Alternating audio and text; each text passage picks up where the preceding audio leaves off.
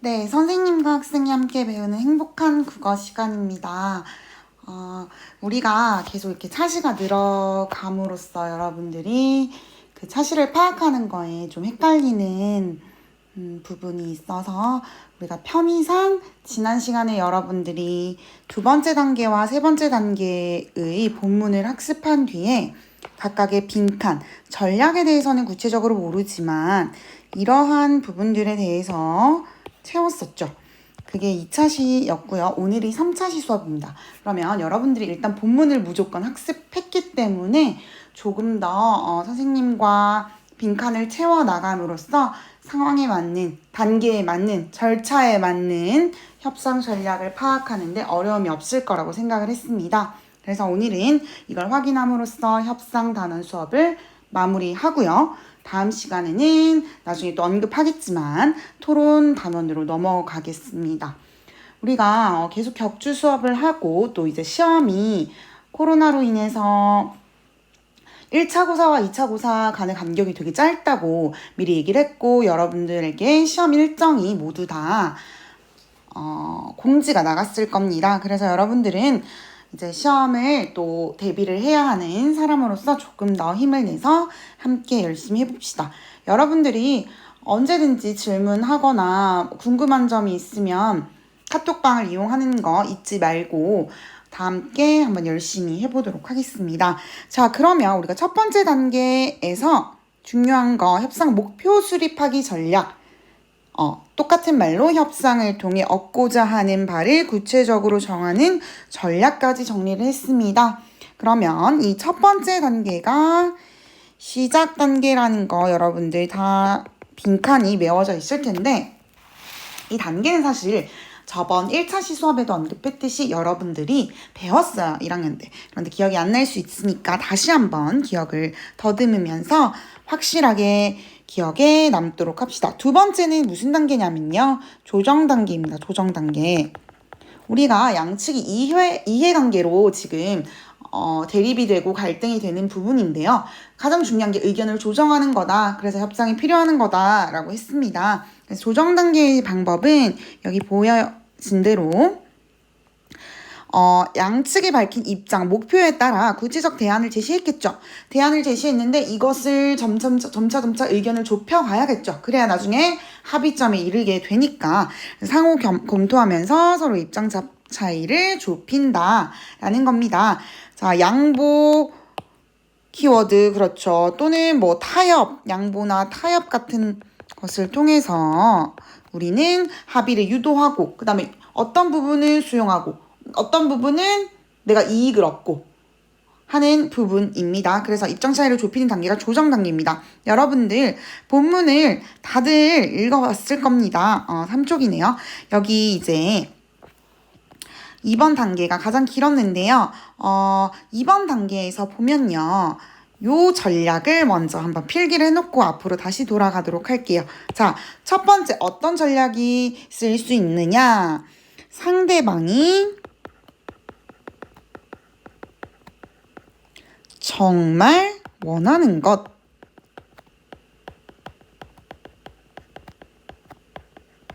찾기 전략. 자, 그러면 같은 말로 상대방의 근원적 요구를 파악하기 전략. 어때요? 맞겠죠? 정말 상대방이 진정으로 원하는 것, 근원적 요구라고 했어요. 이 근원적 요구를 찾는 전략입니다. 여러분들 답을 보니까 이 부분 정말 잘 썼더라고요. 앞에 보면 본문을 보면 벽화에 반대하는 분들이 진정 원하는 것 사생활 침해였어요. 그런데 찬성 측이 정말 원하는 것은 관광객 수가 예전처럼 회복되는 것. 어렵지 않았죠. 그래서 각각 여기에 쓰면 되겠죠. 벽화 반대 주민 대표는 벽화에 찬성하는 주민들이 관광객 수가 예전처럼 회복되기를 원한다는 것을 파악하였고 이를 위해 벽에 쓰인 문구를 지우고 벽화도 일부만 지워서 관광객 수 회복에 협조하겠다고 말함. 그 다음 벽화 찬성 주민 대표는 벽화에 반대하는 주민들이 진정 원하는 것이 사생활 침해에서 해방되는 것임을 파악하였고 이를 위해 인기가 많은 벽화의 위치를 옮기겠다고 제안을 했습니다. 자, 그다음 혹시 질문이 들어올 수 있을 것 같아서 간단하게 설명하자면 여기 관철하다는 건 이루다라는 뜻이에요. 그러니까 결국 어느 부분은 상대 측의 요구를 수용하겠죠. 양보를 하지만 내 요구도 이룬다, 이득을 취한다라는 뜻이 됩니다. 그다음 두 번째 전략 볼게요. 자, 두 번째는 상대방의 씁니다. 표준. 자, 표준이라는 용어를 씁니다. 표준이라는 용어의 뜻은요, 보이네요. 의사를 결정할 때 정당성을 부여하는 참고사항. 그러니까 결국 이 사람이 좀 필요한 참고사항이라고 쉽게 생각하면 됩니다. 표준을 파악해서 결국 마음을 움직일 수 있게 하는 겁니다. 반대 주민 대표는 결국은 여기 보면 우리 그런데 이익을 나눠야 되지 않을까요? 라는 말을 하고 있죠. 그래서 여기에는 어떤 걸 적느냐? 여기는 한번 써보도록 할게요. 공동체의 이익을 함께 나눠야 한다. 이게 참고사항이다. 표준이다. 라고 말했더니 찬성도 네, 동의합니다. 이익 분배 문제 2차에서 다시 얘기하죠. 라고 합니다. 그 다음 5쪽 갑니다. 다음 전략 한번 보도록 할게요.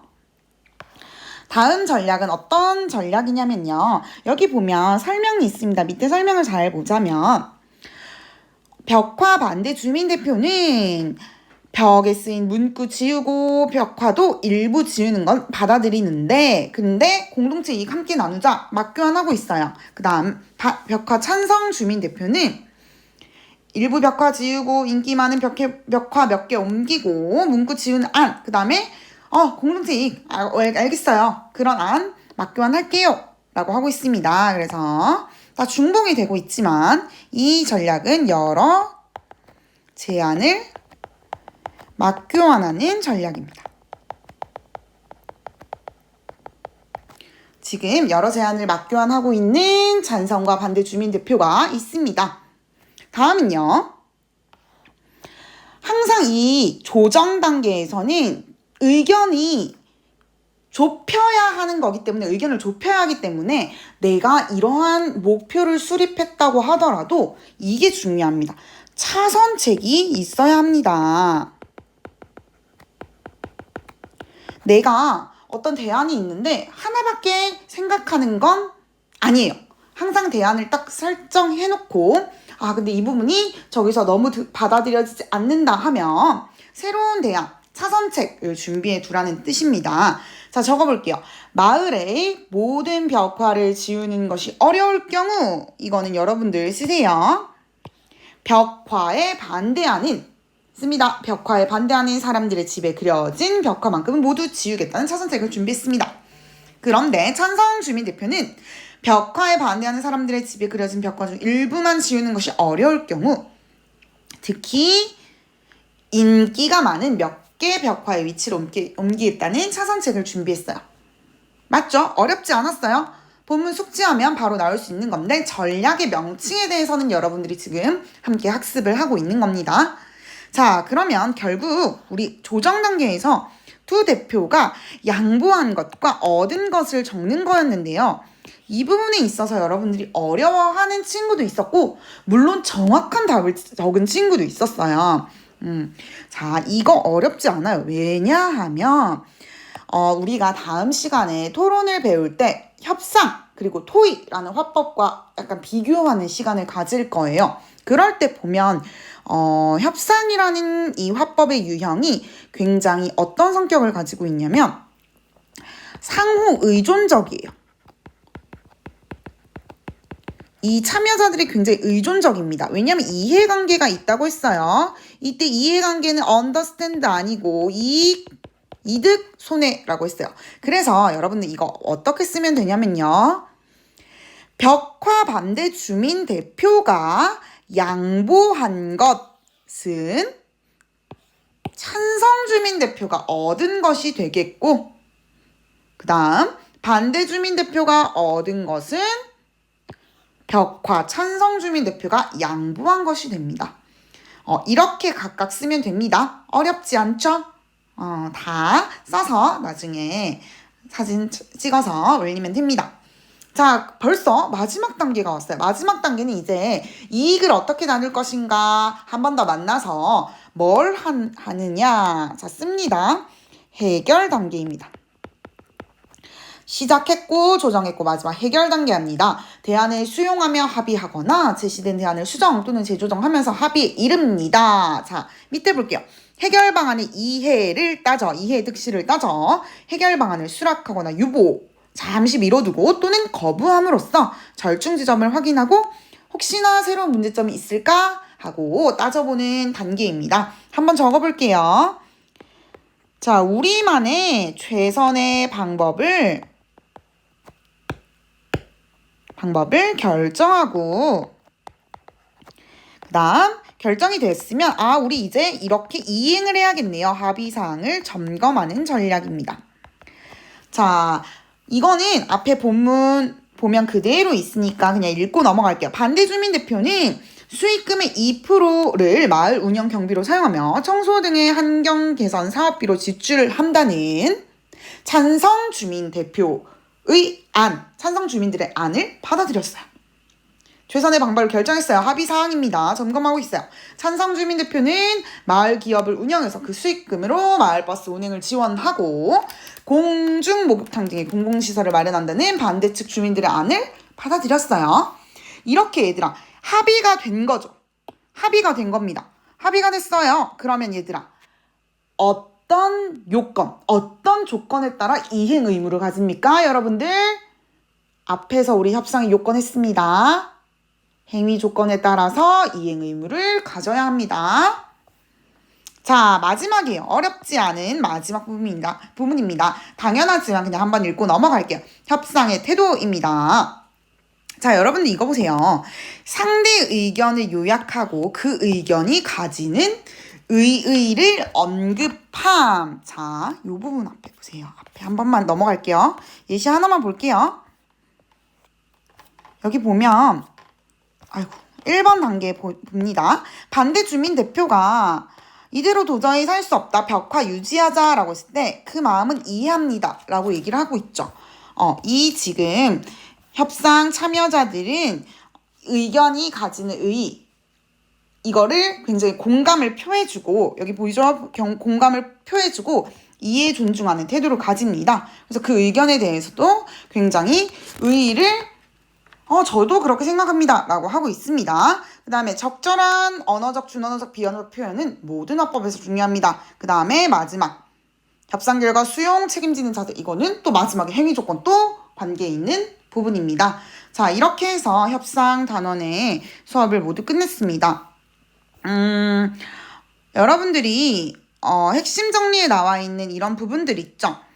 어렵게 생각하지 말고 절대 어렵게 시험에 안 낼 거예요. 협상의 요건들이나 아니면 전략의 이런 명칭들 의제라는 명칭 그 다음에 우리가 상황에 맞는 협상 전략 각 단계마다의 전략들 이 부분들 좀 알아두고요. 그 다음에 이 전략이 어떻게 요약이 되는지 여러분들 스스로 적을 수 있어야겠죠. 그래서 우리 한번 학습 목표 한 번만 더 보고 갈게요.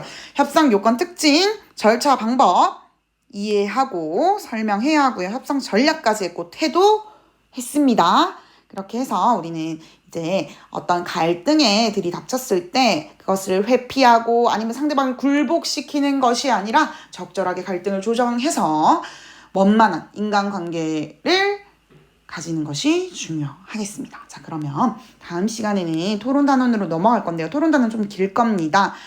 토론 단원에서 우리가 다음 시간 원격 수업으로 한 번 더 수업을 하고요. 그 다음에는 실제로 얼굴을 만나서 마무리하는 걸로 하겠습니다. 여러분들 계속해서 힘내고 장마철인데 너무 꿀꿀하게 있지 말고 집에서 좀 운동도 잘 하고 자가진단 잘 하고 건강 유의해서 또 반갑게 만나도록 합시다. 여러분들 수고 너무너무 많습니다. 항상 고생하는 거 알고 있으니까 우리 함께 힘냅시다. 그러면 다음 시간에 만납시다. 안녕.